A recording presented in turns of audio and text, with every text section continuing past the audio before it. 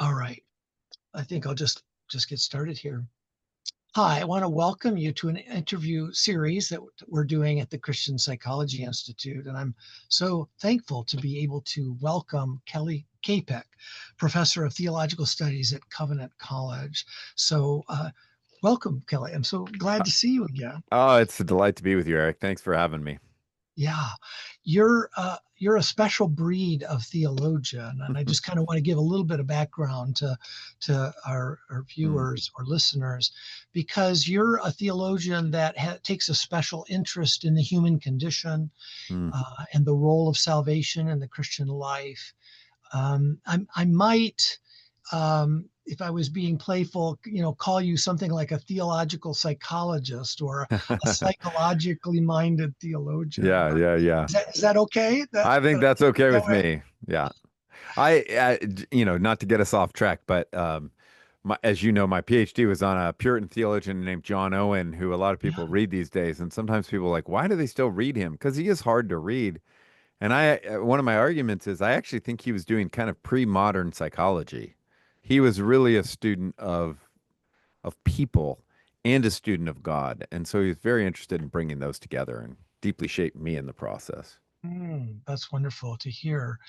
Um, I think I want to pick up on that though, because Mm, I've been a longtime fan of John Owen as well, and really have appreciated the way that you tried to bring him into the mm, contemporary scene. Um, and I mean, he's a giant among Protestant mm, theologians. Pretty much why everybody agrees with that. And he did some very special essays, as you know, on the Christian mm, life and so on. But one thought that I've had, and something that I wanted to talk with you about, because I suspect you have some opinions on the mm. matter. He tended to dwell on the dark side of the Christian life, if I can put it that Yeah. way. He's got this great essay, The Mortification of Sin. And some of us that, have read in contemporary theology kind of wondered, like, well, why didn't he do a companion on the vivification or, of the Yeah. Christian life? Yeah. That was the standard kind of Latinate word for the resurrection of the Christian. But Mm. yeah, how do you think about him, given where you're at in your journey? Yeah, so I think it's a really good question. One of the things that probably is a little unfortunate, and what you're asking is a good question, and partly reflects this, is his is probably most read book to this day is actually this compilation of sermons he gave to students when they were at Oxford, when he was the dean, and at the time they would have been basically teenagers. And so these were originally reflections, pastoral reflections, kind of trying to help these teens better understand the complexity of their own heart and some of the ways they're going to be led astray in some of those. And so it's all about putting sin to death. It's like you're leaning to be an athlete, you're having to develop these muscles, but in doing so, you're often like denying yourself or going through hard things. And I think he saw it in that kind of way. Right. But in light of his larger corpus, I mean, definitely Owen takes sin very seriously. But when you look at his larger corpus, like his massive work, which, can be over 1,000 very tightly woven printed pages on sanctification or on the Holy Spirit, that work, which is heavy on sanctification and other things, it is heavily about life, not death. And so, while sin is definitely to be put to death, his goal was life in Christ by the Spirit. And so he was very interested in seeing what that looked like. But part of the reason it was important to him was connecting creation and sanctification, because this new life, this resurrected life, wasn't radically different than original life. It's just life free from sin. And that's probably worth. Sometimes in some of my other work, like You're Only Human and You Were Never Meant to Do It All, one of my guiding principles is we get confused as Christians. We think you're supposed to like become superhuman, but the goal of the Christian life is just to be fully human, right? And until we understand that, we live with a ton of guilt and shame. But you need a strong doctrine of creation to get that.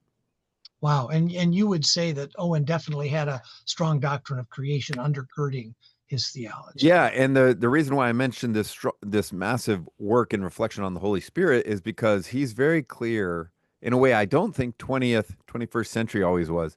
that the Holy Spirit is the spirit of creation. And so the Mm. spirit who hovered over the tohu lavohu, over these chaotic waters in Genesis 1 2, is the same spirit who hovers over the chaotic waters of our lives. And so Mm. he's bringing order out of the chaos. And this is what he's always done. He's not a different spirit. So to be truly spiritual is to be very earthy, put it that way. Ah, oh, love it. Well, yeah, and you're reminding me. My favorite book of his is on communion with God. Yeah, mine too. My goodness, that is an extraordinary Mm, book about what it means to open our lives up to God and mm. meditation and prayer and love and yeah, you republished a version of that, I believe, right? So Yeah. Yeah. important to you too, that book.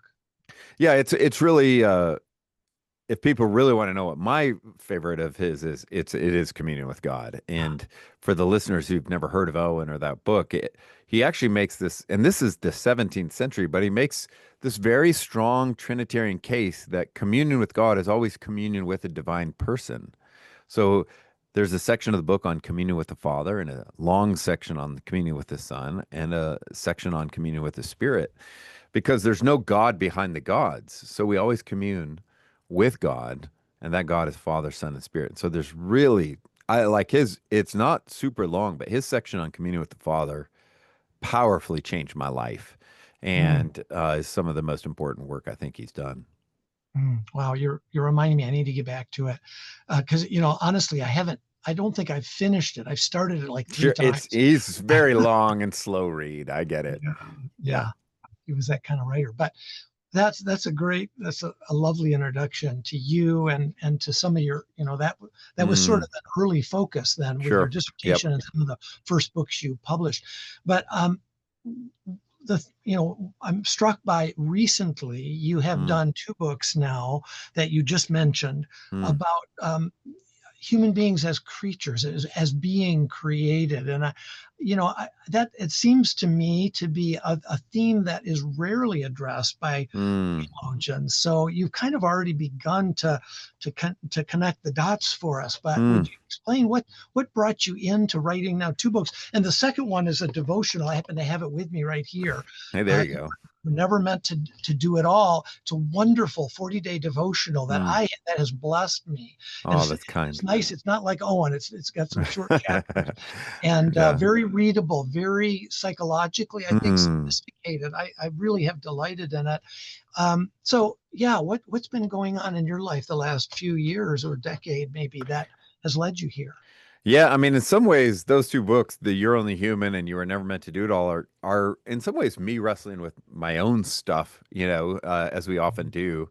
And the simplest way to say it is, and this is decades, but I would think back and I think how often our lives are so incredibly busy and packed, and there's always distractions, and I'd finally at the end of the day put my head on the pillow at night, and it's finally quiet and it's dark. And I would so often be struck with a wave of guilt and shame. Now Mm, you're familiar with the many Christian traditions have this thing called the examine. You look through your day and think about, ways that God has been kind and compassionate, but also as sin comes to mind, maybe you said something or were cruel, and you repent and bask in God's forgiveness. But so I'm aware of that, and as a theologian, that's great. But what was unnerving to me was how often what I discovered is the root of so much of the guilt and shame related to this voice in my head, which basically said, Kelly, why didn't you get more done today? Why didn't you get mm, more done? And so that I think was very interesting for me to think about, because the question became, am I supposed to feel guilt and shame like this? Is that mm, what God wants?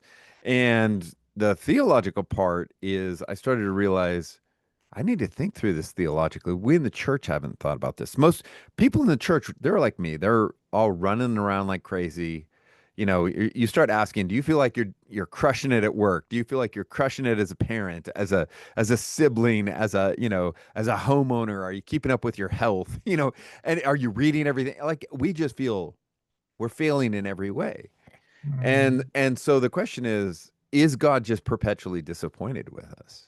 mm, And the quickest way I know how to describe it is this classic word called finitude, which we don't use a lot, but I'm trying to introduce it back into our Mhm. theological framework. But finitude is a fancy way of saying limits. Like we're limited in space, time, knowledge, and power. You can only be one place at a time. Your brain can only know so much. You only have so much energy. Limits, right? So finitude means limits. But the Christian word for that is just creature. You're a creature. And the if you remember nothing else from this interview for the listener, I would say remember this line and think about it. But it is finitude is not sin. Mhm. Finitude is not sin. And I, as a theologian, and particularly I come from the Reformed tradition, I think often, but it's not just Reformed people, we have made the fact that we're creatures, we've confused that with being sinful. Mhm. And so I think it's not just Christians that right now feel the anxiety and the weight of all the endless demands and to-dos. But what's disturbed me is the answer in the church is almost the exact same answer as outside of the church. And that is when we start to explain what we're feeling, people give us in the church, their answer is you need better time management, right? You need to get up earlier. You need to get a better email program. You need to, and I don't think we have a time management problem. I think we have a theological and pastoral problem. So I'm pushing very hard on the goodness of being a creature. I'm still a Reformed theologian. I think we're sinful more than we tend to realize. But that doesn't also mean that we're not more glorious than we realize, too. Mhm. That's a lot. Sorry, that's a long answer, but That was so beautiful. I started to feel my soul and body calm mm, down as you were saying some of those aw, things, and just a reminder that mm, yeah, I don't have to be God. I mean, and yeah, that's another way. The opposite way of putting it is we don't, absolutely. we don't have to be God. We don't have to try so hard to have it all together Yeah, and never make mistakes. no, So you're hitting a really important theme that therapists, I think, are dealing with mm, on a daily basis as well. So I just see this work as so helpful foundationally for the work of doing therapy because I think especially if we're mm, dealing with Christian counselees, we struggle with what about what I'm experiencing as sin, mm, particularly if we have this voice like so many of us do. I have the same kind of voice mm, that blurs the lines there. mm-hmm. I think I'm hearing you saying that part of what you're recommending as a theologian is to we have to differentiate the created aspects of who we are Yeah, that are originally good from the yeah, sin tendencies that we have, yeah, and that requires a very different response. yeah, yeah. Um, it is. I mean, one of the most rewarding things to me has been so many counselors and psychologists that have written and often in practice have been using some of these resources, which has been meaningful. And you and I met back, I don't know, 2014 or whatever it was, but because we both did some work and I ended up for the last, I don't know, almost 10 years now, working through with these John Templeton groups with a lot of Christian psychologists, which has really been important to me in shaping some of those things. But yes, I'm interested in us trying to disentangle some of the messages that are messing us up in ways and to Mhm. affirm that being a creature is not the problem. The reason why God doesn't like our sin is not because he hates us, but because he hates the way sin is distorting the good creature he made. And to be a creature, though, never meant Dietrich Bonhoeffer in early 20th century talked about this. Like Adam and Eve before the fall, they were dependent beings, right? They dependence on one another and on God is part of the goodness of creation. But in our culture, dependence is always a negative word. It's never a positive word. So how do you cultivate Christian discipleship in a world, including the church, where dependence is always bad? But Christian discipleship is growing in healthy, appropriate dependence on God, neighbor, and even the rest of creation. Mm. Yeah, that you're bringing out a lot of nice themes that I know Mm, you addressed in both of your books. But I'm thinking, for example, of words that you spend time with, mm, like needs and mm, vulnerability mm, and gratitude. And as you were talking, mm, I was thinking, oh, we can be we can be grateful for our limits, can't Mm. Yeah. Yeah. What if we actually believe that we're creatures, then, but even before there's sin or fall in the world, our limits were part of the good design. we? Mm, And so until we understand that, it really can breed self-hatred. People that I love dearly have very serious dyslexia and dysgraphia. So what happens is without intending to, we kind of start to make like good human goodness dependent on like IQ or something or some kind of skill. Whether or not one can read quickly, right, or spell there's no moral weight to that.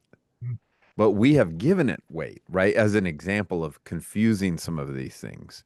And mm, there's anyways, but there's nothing wrong with needing to one of the fun things for me was to start to write on a theology of sleep, right? mm, We kind of frame sleep like it's, oh, you need 8 hours. How weak are you? You know, if you're really godly, you just get by in 5. But mm, actually, the Bible has a very strong, robust view of sleep, and Christians have a reason to sleep. We sleep because God never does. And it's really this powerful image because if you're on the front lines, you can't sleep unless you have someone to watch your back, right? And then I don't mean this in any crude way, and obviously in a longer conversation, I'd want to nuance it, but there is a sense in which I wonder, like, how can a non-Christian sleep? mm, But Christians every day, sleep is an act of faith where you say, God, this is the strength and day you gave me. You know, I may have failed in different ways, but now I lay my head down to sleep, right? mm, And there is this constant like I was never meant to do it all, and every night, and then once a week with a Sabbath rest, not in any legalistic way, we are reminded God is God and we are not, and that's not a problem. mm, mm. Yeah, that's marvelous. Yeah, I hope that those that are watching, can tap, will feel Mm, the meaningfulness of what you're pointing us to here, and even sleep. I mean, I have to say, I haven't gotten to that day in the 40 days yet because it's towards the end, yeah, yeah. and I don't know if I've ever thought of sleep the way that you just put it, Mm, because it's always like, it's the means to get to tomorrow. I'm, mm. I'm just Yeah, very American in that way, and yeah. Me I'm too. This is what I had to have to work through. Yeah. yeah, yeah. So this Well, is and great. even that child, you know, children's prayer that goes back, you know, centuries now, but and I lay my head down to sleep, if my but if I die before I wake, Mm, right? Which we don't even think about when people that prayer is not used much these days, but you used to see it in people's houses, stitching. Like, have you ever thought about that? It is because of infant mortality rates. Like sleeping, I don't know, am I going to make it through the night? yeah. Right. But we never even think about that. But there it is. It is a actual practice of resting in God's kindness and compassion and his Mm, sufficiency. So mhm, sleep is actually a really spiritual thing to do, mm. which is fun.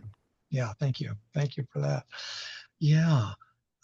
Well, one connection I wanted to make real briefly is I I have, because sin kind of, when I was a young Christian, it weighed so heavily upon me. Mm, And I think I liked the Puritans in some ways for wrong reasons, if that makes any sense. mm, I kind of felt like I needed to be drug into the badness of my soul in those years when I was still early in my Christian life and needing to get healing from mm, some of the burdens of my sinfulness. And I would now use the word brokenness that I mm, couldn't appreciate at that time, where mm, basically there's God and then there's sin, mm.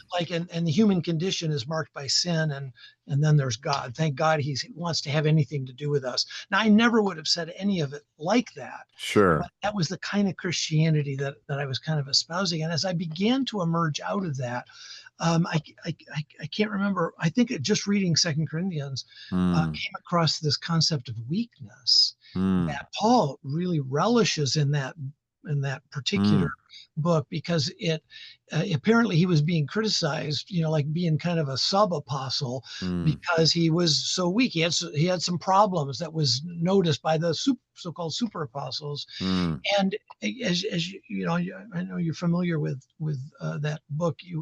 You would remember that his weakness became for him a source of rest in a way. mm, Because when I'm weak, I'm strong in mm, Christ. It becomes a site within which he can work more mm, fully. And that was the beginning for me of getting to a place which became more of almost a psychological sort of condition. Now, that mm, I would call weakness is another sort of modern term for that is biopsychosocial damage. mm, Kind of damage that occurs to us growing up in a fallen world, exposed to trauma or mistreatment of mm. various kinds. It affects how our nervous system and our brain develops. It can Sure. affect Yeah. the sort of conditions that develop in Mm, adulthood.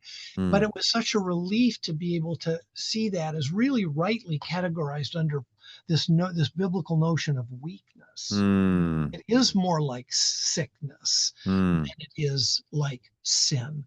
Though mm, there are also these conditions, in a lot of life, which is both, where they're mhm. mixed together, Yeah. in a complex way. But anyway, Mm, I think I've always resonated with the kind of work that you're doing in part mm, because though we're in different fields technically, I've always sensed a lot of overlap, mm. and I really appreciate. I think you That's do. encouraging. You use the word brokenness Yeah, I'm sure I in your do. work, and Yeah. yeah, you're comfortable with that. Not everybody is, but Mm. that's okay. For me, I mean, I'm not and I know you aren't either. I'm not afraid to use the word sin. Um, but often, and this relates more to some of my other work on suffering in the book Embodied Hope, but one of the things, again, as I'm a Reformed theologian and I'm not apologetic about that, but we often see the challenges in our own families, put it that way, right? And so for me, that, that's often not because I hate my family, because I love my family. I want to help us, right? And what I found is that often in Reform circles with a very high view of the sovereignty of God, which I think is true, all of the sudden one truth becomes the only truth and it flattens out all the other ones. And so Mhm, all of the sudden, especially when you're dealing with people who've been through trauma, often abuse, whether it's explicit or not, and sometimes it is explicit, where all of a sudden you'll get people saying, well, God did that thing to you, mhm, right? Or it just becomes like God is this mad scientist or something. And I always want to say, I actually do believe God is absolutely sovereign, all of these things. Like whatsoever comes to pass is all under his decreed will, as long as you rightly understand that. But you can't read Genesis through Revelation and not see God saying, hey, this is broken. mhm, Right? He is saying there are broken relationships. What you've done is affected your bodies, it's affected the your relationships, it's affected institutions, it's affected your mind, your will, your affections. It's broken.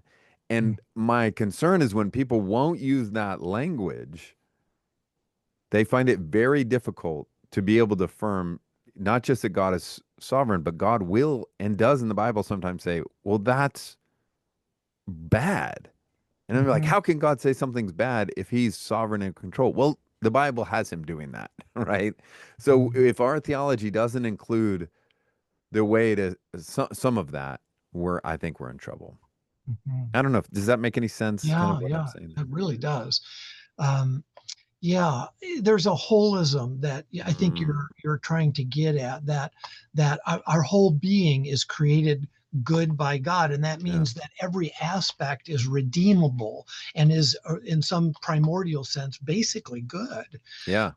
And that's enlightening to hear a Christian theologian remind us Mm. of the goodness of God's creation ourselves. Yeah. But then also there is a Mm. holism to the fallenness that it Yeah, affects exactly. every part of our body as well, Yeah. and that can be heavy-handed Yeah. in the way it's treated, particularly if we don't have a solid doctrine of creation that Yeah. underlies the doctrine of sin. No, and I love the direction you took that. And again, this goes back in many ways, at least the influence on me is John Owen here, because his view of humans created in the image of God is very holistic. That for him, that means it is holism. It's like your mind, your will, your body, your affections. That's all created so that you might have communion with God and with your neighbor. And the way you Mhm. have communion with God and your neighbor is through your mind, will, affections, and body, right? And so it's a very holistic view of the goodness of how God made us, which then means when sin affects us, it affects us in our totality. And so when, as you know, you know this, but as when Reformed theologians talk about total depravity, it's not meant to say that you're Mhm. as bad as you could be. It is just meant to say, here's a glass of water and a drop of black dye has been put into it. And now there's no part of that glass that hasn't been affected by the dye. It's not as dark as the drop that went in, but there's no part Mhm. that's escaped. So sin, a Nice metaphor. holistic view of creation means you got to have a holistic view of sin. So sin Mhm. doesn't just affect your will, it affects your mind, your affections, your body, your relationships. And Mhm. then what Owen would say is, and then that's going to be how you frame sanctification. So sanctification needs to affect your mind, your will, your affections, your relationship, the whole thing. So I Mhm. just, again, connecting creation, sin, and recreation and sanctification is key. Mhm. That's nice. It feels good just Hmm. thinking about the wholeness of it. I think Yeah. that's an important contribution of a Christian psychology to Hmm. the field because modern psychology Hmm. is into sort of breaking things down to their component parts, and they're really Hmm. good at that and studying the different processes that make up Hmm. the human condition. But they don't have a helpful way to put all those puzzle Hmm. pieces back together. Whereas I think in the Christian scheme, it's like, oh, we're created as one thing by Right. God, and the Hmm. whole operation, as you're suggesting, is a journey into greater Hmm. wholeness. Hmm. I love that because I think you do bring that out, and you have some separate chapters on the physical body Hmm. and honoring that and Hmm.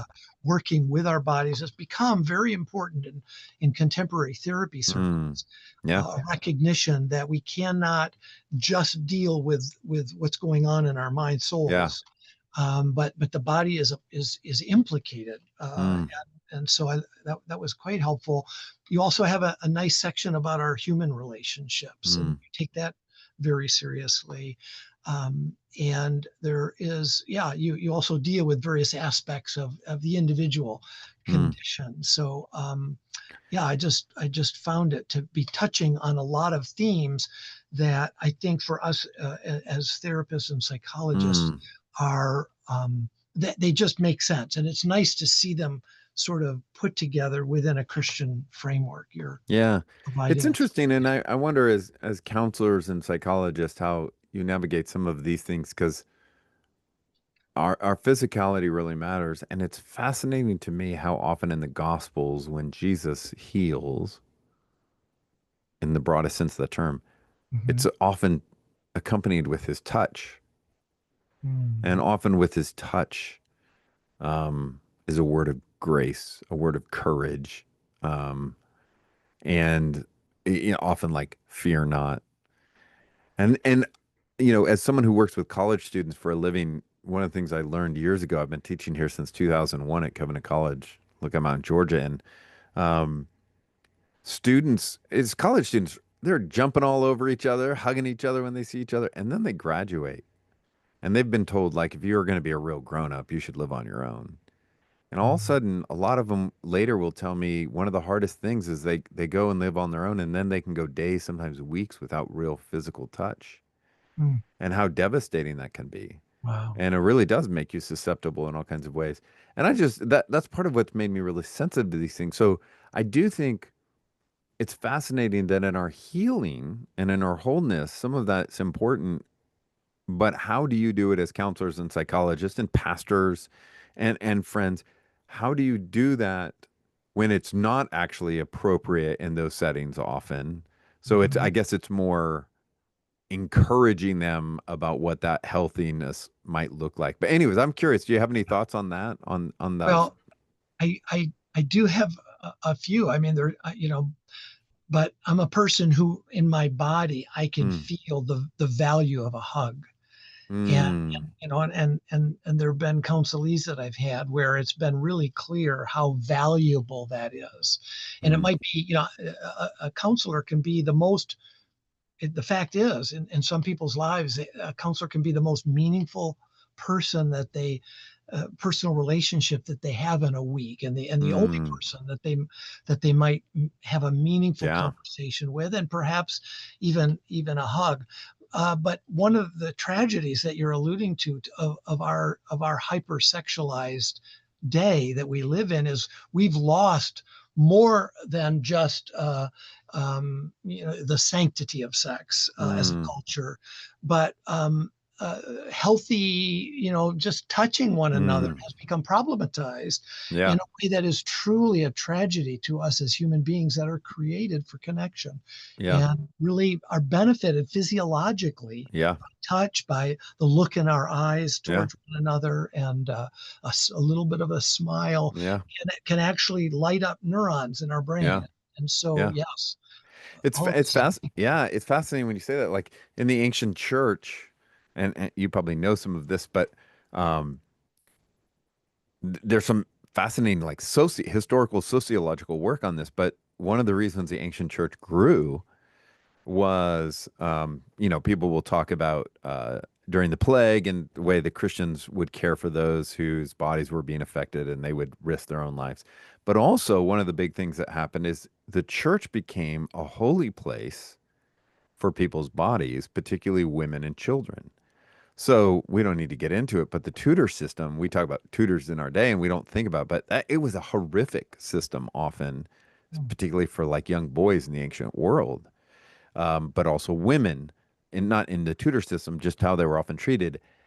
And one of the things that happened is they would enter the church, and in that space, they were treated with this great dignity, right?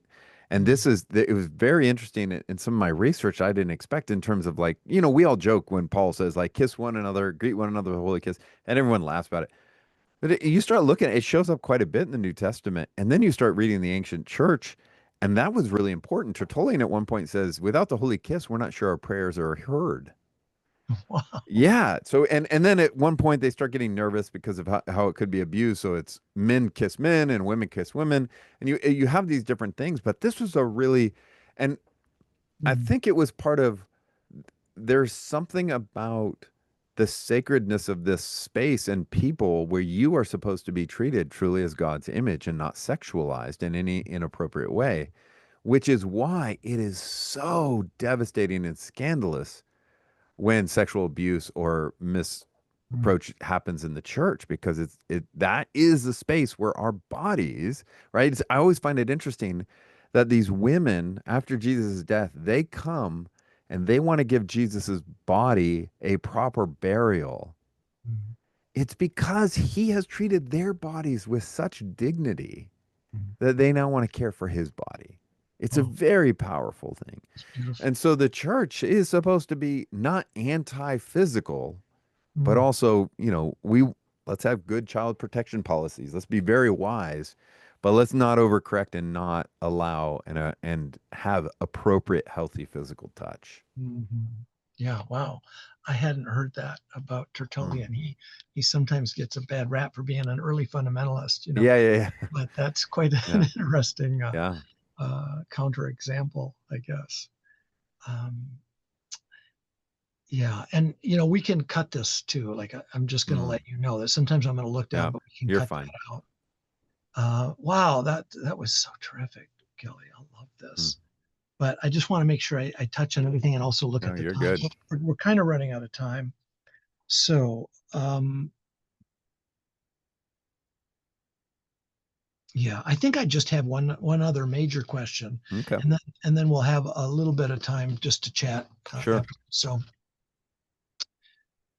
um, this conversation has been a great illustration of what I was Mm. talking about earlier, because you really do think in a way that I think psychologists and therapists can relate to and benefit Mm. from. Um, and I wanted to just highlight this because not everybody that is watching probably is aware of this, and I just wanted to get your kind of thoughts about this. But part of the what Christian psychology is actually trying to do is it's trying to enlist the help of theologians and also Mm, some Christian philosophers who have done some work in various areas like the body and the mm, soul and so on, because we can't do everything mm, ourselves. And because folks like you are more deeply acquainted with the Christian tradition and biblical teachings than mm. we might be based on our training and Sure. advanced training and so on. And so that it's truly an aspiration of ours Mm, is that not only do we need to benefit ourselves by reading works like what you've given to us. And, mm. I wanted to interview you as soon as I saw this book, this 40-day devotional, because I know many Christian therapists are going to want to Mm, purchase it, as you've already seen. But I also, wonder, what can we do to invite mm. theologians to help us? Because Yeah. in some of my encounters, we all have our gills and our vocational Mm. callings, which we need, of course. Sure. But this is something that that that we're just in a need of, and it's hard to know how to get folks that are not in psychology or therapy Hmm. to maybe have a almost like a kind of a secondary calling, or Yeah. where they could maybe help us do work that they could contribute to, since we Mm. just don't have their knowledge and background. Yeah. Well, I do think you're right. I think yeah, I think it needs to be mutual and enriching. And my guess is you would agree with this. I mean, on the one hand, we do live in an age where the church is often like overly psychologized, right? And it's not Yeah. because it's informed, it's more like pop psychology. And all of a sudden you're like, wait, what is that sermon about? And it's not about Christ crucified and some other things. So I think we can agree that that's a potential problem. That's But as right. a theologian, I'm often in a world where and in pastors you start to just talk to yourselves and you think you're saying something when you're not, and this is where psychologists are really helpful. Like my friends in psychology, it's so great because they'll be like, I'm not, because one of part of the work with the Templeton Foundation is often like creating these surveys and doing all this kind of work, and so we sit around as like take forever to work on this. And I've learned from them, they say like, don't tell me what people believe, you have to see what people do, right? You see what they believe. Mhm. And I think it's one thing to just kind of come up with theological theories and talk about them. um, but it's another thing to actually go, wait, what do we mean by that? Right? Even a word like sin, we throw it around all the time. What does that mean? Like, what does Mhm. that really look like? Yeah. Um, and I just think pastors, theologians need to be students of the human person as Mhm. well as of God. I with Owen, I talk about this idea of he has an anthroposensitive theology. It's a made-up word, but anthropos is a human and sensitive is just human sensitive. He's not human centered. His theology is centered on God, but God in Christ, and Christ is the Son of God becoming human. And all of the theology is meant to apply to life. So, all of that to say, I do think in order for theologians to apply things well, we really are benefited by the wisdom and insight of psychologists. Mhm. And I hope that psychologists find some of the theological reflections and wisdom of theologians helpful. But like you said, I do think there's something in that dialogue that Mhm. enriches mutually what we're about. Yeah, that's really nice. You're reminding me that one of the days in this devotional is on listening, Mm. and maybe in some way listening, it is foundational to human life. Not Mm. not talking. I think the Book of Mm. Proverbs brings this out as well, Yeah. that we benefit by listening. So Mm. maybe us psychologists can benefit from listening to you theologians, and bless you, Kelly. You're suggesting that maybe theologians could benefit from Well, listening. my guild, we are not super good at listening, and this is a problem. That's not a Um, great thing. well, you have been a great role model today for your colleagues and also Mm. mine. That's kind. Thank you so much for joining us in this discussion. Thank you, brother, and I appreciate you and your listeners. For me, it's such important work. People just pouring in. to the life of others and into the complexity and messiness. And part of what I do, I'm in churches a lot. They help me, and I often end up in private conversations with pastors. And as you know, they are just, and it's not bad. They are so dependent on good Christian counselors Mhm. because they are overwhelmed with the needs. And most of the pastors aren't properly trained either. Mhm. So pastors need some more counseling training, and the counselors that they want to use, they want to make sure they have some theological training. So this is good work that you're doing. Mhm. Well, thanks so much. You take care. You too. Bye. Yeah, that went really well. Thank you, Kelly. Good. I Wow. hope there's something there that'll be useful. Oh, it was loaded. And you turned me on to something that especially I want to follow up on is that Mm. anthroposensitive or something. Is Yeah. that what you Yeah. call it? Anthroposensitive. Yeah. Yeah, I never heard that before. Is Well, that even I made a it up. word? It doesn't really exist, but I Oh, made it up in my book. but you're suggesting in which book is that? It first comes out, I talk about it in my book, Communion with God, which is the Baker Okay. academic version of the dissertation. But in the little book for new theologians, I talk about it too. Okay, because I Yeah. have not heard that, but that Yeah. makes such good sense, and it provides a theological justification for Yeah, the kind of stuff that psychologists and therapists do. So, exactly. oh, I love it. Well, Yeah, tell me quick. I know I don't have a ton of time, but I got a little bit right. of time. Tell me about some of these things you were thinking about. Yeah. So, one of the burdens that I've taken on in the last few years, I mean, really going back to when I was at Piper's Church for 10 years is when I started. And then I read Religious Affections and it changed my life. And then I read Soren Kierkegaard and he changed my life. So, uh, Wow. um, but all of it heading in a direction that I feel like it's taken me decades to get here Mm, because in part because I was so worldly before I was a Christian. I wasn't raised in a Christian family that when I got saved and then the education that I got was just kind of very traditional reformed right. evangelicalism, my my being kind of went to the opposite extreme Mm, and I became objectivistic and mm, intellectualistic and doctrinaire, in a mm, way that honestly, to be honest, it hurt my wife, because I used to mm, lecture her, in various mm. ways. When we get an argument, I turn it into a theological disputation Sure. Yeah. and that power play kind of thing. So it's been a long, slow journey, but Mm, I've been reading some really interesting folks in the last few years that, I think most of them are Catholic, to be honest, mm. but really solid in my opinion. Yeah. Orthodox. Maybe one of the most well known is Linda Zagzebski, a great Catholic Oh, yeah. philosopher in Philosopher. Oklahoma.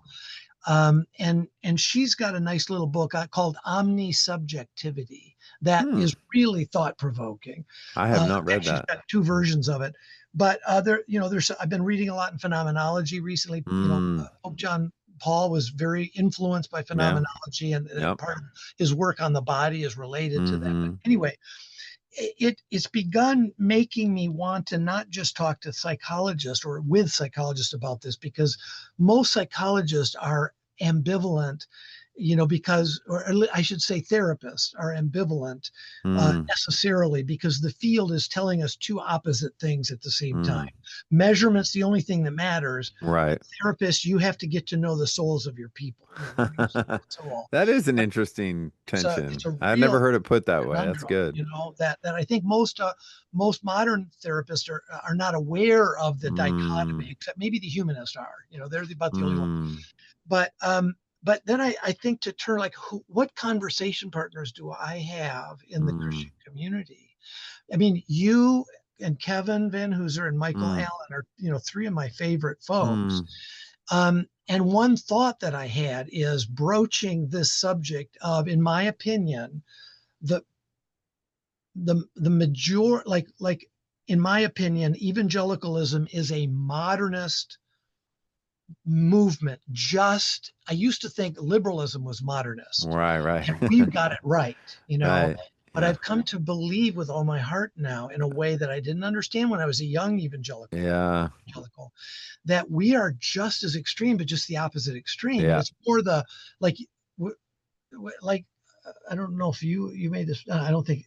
I don't think you made this point, but that somebody I was talking to today made the point that it used to be that you at a Christian at a school, a secular school, you would find the Christians located in the literary department, and Mm, now you find them in the astrophysicist department. And I thought that mm, illustrates the problem very well, mm. because evangelicals have gotten more and more marginalized in the more human, disciplines, Right, at least literary studies, and we've gone to where we're there's the hard sciences, and just like right, the right. Bible is Mm, a hard book of God, if I can mm, put it that way.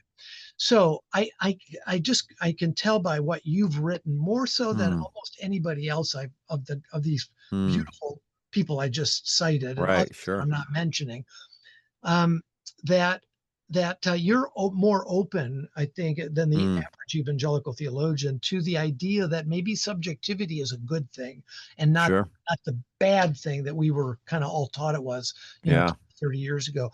And I wondered first, your kind of response to that, and then do you know any other theologians that might have similar sympathies to you? And then I'm wondering if there was a way of figuring out, like maybe at SBL or at ETS, or maybe even my CPI could kind of build a small conference, maybe more like a think tank, kind of get five Mm. people together, or 10 or whatever, and then invite others to listen in. But anyway, what are your thoughts about that? Yeah, those are, I mean, those are great questions. And I have a volume in this dogmatic series, Mike Allen that you mentioned, who's a good friend. He's like 10 years younger than me, but he's very able.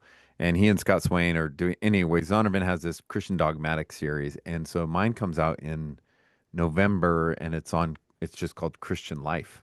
Oh, I But just saw it. It's it's it's up on yeah, on dogmatic treatment of Christian life. But the nice. reason why I mention it is the first chapter has basically the majority of that chapter is about what I would call false dichotomies, and Mm, one of them is objective versus and I basically say objective and subjective, right? nice. We need to have space for both there, and when we don't, that's when we get into trouble. So I do agree with that. I do think you're getting, I think there are theologians who are interested in this kind of thing. Jason McMartin, some of the Biola folks, Oh yeah, that's true. Yeah, he's because good. Jason and Liz Hall and I have been working together now for years. We have a book coming out next spring on suffering. Oh, Um, nice. but yeah, I do think you could, it would depend on like what your focus there. Was there, what was there a particular focus or a topic that you wanted people to get at Yeah, I or mean, it's super broad, but some of mm, the folks I'm reading are super broad on that, and it's more legitimizing the role of subjectivity in the Christian mm, of life, and experience? and Christian Yep. experience. I just last year read this book by Simeon Zoll I on was just going to mention Zal to yes, you, but you've yeah, already I heard it. like him a Okay. lot because Yeah. he's out of nowhere. Yeah. Yeah. But I know that your sympathies with Owen, Mm, the paradox for me is I read the Puritans maybe somewhat before I got indoctrinated with sure. evangelicalism, Oh, okay. and it's like, but they relish the subjective. Mm, They have no problem with it. It's not a dichotomy for them yet. But something happened in the 1800s that just evaporated, the legitimacy of having subjective experience. And unless, of course, what the other side would be Pentecostalism. right. And I'm not sure why there are two versions of conservative Christians that are on the opposite spectrums there. But I'm a Baptist. You're a Presbyterian. Mm, We're in a world where objectivity, or I want to call it objectivism, has mm, become the standard of orthodoxy. mm, And it's hard for me to talk about subjectivity in some circles without being questioned as being, you're just, oh, you're going mystical. That's another mm. bad word in Yeah. contemporary circles that for Edwards, it was not a bad word, or John Calvin. You know who would be wonderful for you to interview or at least meet if you probably actually know him, but do you know Tom Schwanda at all? I have met him, but I haven't stayed up with him. But yes, he's wonderful. He would Is be really great. I mean, a lot of his work really is on the affections and on the yes, experience, and yes. he deals with really. a lot of like 18th century folks. So I was going to mention Shwanda is someone for you to enter into a conversation. And the other thing I would encourage you to do is probably look at some Methodist theologians Oh boy. because I mean that's just part. Experiential. Yeah. Yeah, that I mean it's one of the legitimate influencing factors, right? It's you have scripture, you have tradition, you have but experience is part of that. So, um, That's good. and Yeah. the truth is, and Simeon does a nice job about this in work. The reality is everyone has room for experience.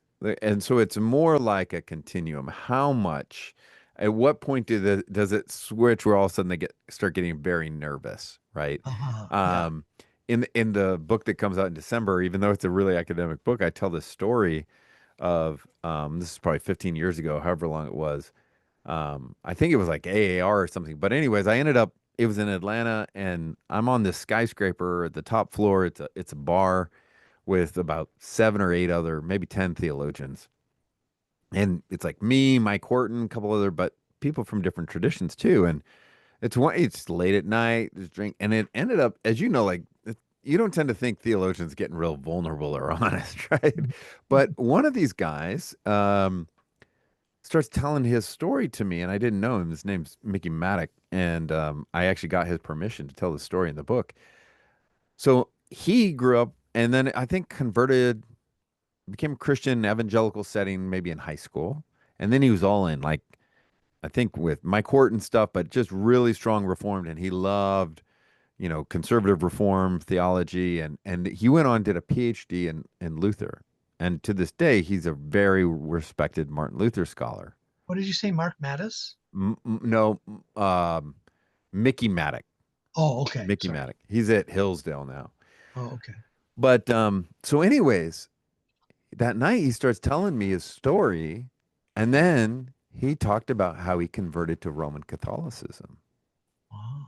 So, and which is interesting because he's not the only Luther scholar who has made that journey, and some have actually become Eastern Orthodox. But here's why I'm bringing it up. His experience, life gets complicated. He starts to have some experiences, often, marriage, family difficulties. Anyways, so I think he was drawn to Luther originally because of all of his passion, his experience. Mm, But then he's in all these evangelical churches and realizes every Sunday he's got to work up the emotions of all of this, mm, which he's just dying under. So, long story short, he ends up in a Roman Catholic liturgy where he mm, just goes to church and he's just there to receive. He doesn't have to work himself up in it. So, all of a sudden, he's finding the power of the objective. mm, And the reason why I tell that story that I think is so fascinating is it's basically the very thing that took Luther away from Rome. And that was they were so heavy on the subjective. He was into this over introspection and it was killing him. And he needed to be told, no, extra nos, it's outside of you. Christ has done it. It's finished. This guy is having to leave Protestantism to Rome wow. for a similar reason, right? And so that I think is interesting, both on the subjective and objective. Like Oh, subjective, yeah. really important, but it can become a real problem too. Yes, it And I can. and I kind of like that because it's not bashing any tradition. It's just warning Mhm. us of this. We've got to be aware of both sides to this thing. Yeah. And sometimes you have to emphasize one to the side to the other. Yeah. Yeah. That's wonderful. Well, the last thing I'll just mention is I, I I just wanted to mention a figure named Ian McGilchrist. Have you read any of his stuff? Yeah. He's unfortunately so long. Yeah. So, oh my goodness. So the But what are you podcasts are thinking about helpful, his yeah. but because he's suggesting with that there's a hemispheric explanation for the Mm, dichotomy, right. and that we're going all left brain, and Mm, I can see evangelicalism being an example of that, and mm, he's just calling us back to a more holistic approach, mm. and which by definition means the right brain has to be called upon more. But ironically, the person who turned me on to him was Michael Allen. Oh He yeah, he's a suggested big about fan. 5 years ago Yeah. that I ought to read his first book, big book, McGilchrist, big book. Yeah. And it's that's one of the major influences that has gotten me to a point where realizing I think as a movement we need to start talking about this if we're going to get to a new place, maybe a new Mm. season of where the pendulum swings back more towards a middle way, Yeah, that's like a I have John not read these yet, but I saw the notice yesterday, or the day before. That it sounds like with this upcoming Christianity Day, and it's probably online now. Um, there is maybe a theologian who I don't know who a recent PhD, so maybe he's a philosopher, but anyways, he's talking about Kurt Thompson. Oh, I saw that. Yeah, and something Yeah, I thought, oh, this is going to be an interesting I'm conversation looking forward to along. reading it. Yeah, so I hope it's not a pendulum swing and overreaction, but I think there probably are some appropriate things for us to wrestle through in this. How do we Mhm. take our increasing neurological knowledge and really benefit from it, um, without letting the tail wag the dog, or something like Yeah, that? yeah, yeah. And that's something that's why we need theologians and Mm, Christian philosophers to help us so that we don't get so taken by mm, the latest or whatever, yeah. So yeah, I appreciate that. Well, great to see you again, Good Kelly. to see you too, brother. You take Bless you care. and all this work you're doing. Thank Okay. you. All right. Appreciate it. Yep. Bye Bye bye. bye.